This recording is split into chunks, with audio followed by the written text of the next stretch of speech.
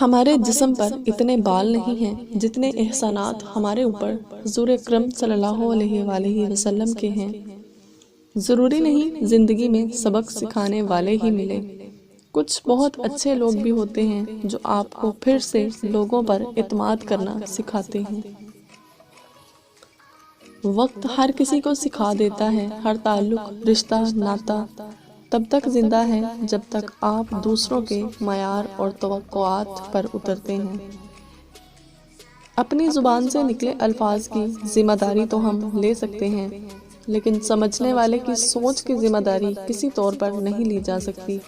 کالی اینک لگا کر دنیا کو کالا کہنا کچھ لوگوں کی تربیت میں شامل ہوتا ہے۔ معجزوں کی راہ تو اللہ آخری سانس تک کھلی رکھتا ہے، کیونکہ بے بس ہم ہیں، وہ تو پل میں نصیبوں کو بدل سکتا ہے۔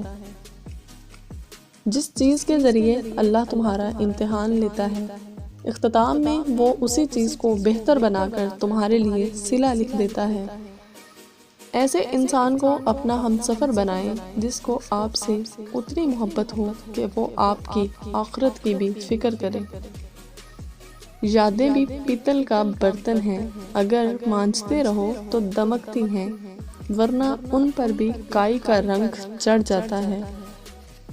جتنی بڑی خطا ہوگی اتنی ہی بڑی عطا ہونے والی ہے، بشرطے یہ کہ انسان سچے دل سے توبہ کر لے۔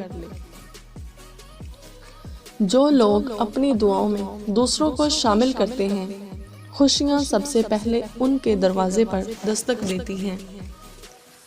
جن جسموں میں خواہشات کی حکمرانی ہو، وہ جسم کبھی گناہوں سے آزاد نہیں ہوتے۔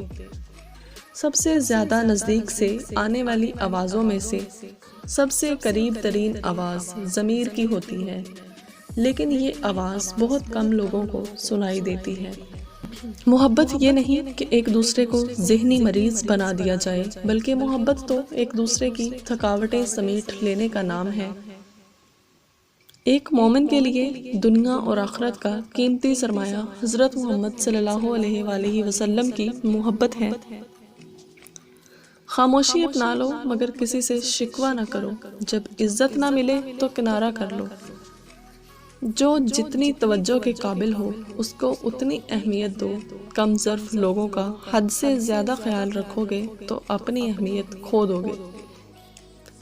ممکن ہے تمہارا صبر تمہیں اس مقام تک لے جائے جہاں تم صرف سوچو اور تمہیں فوراً نواز دیا جائے۔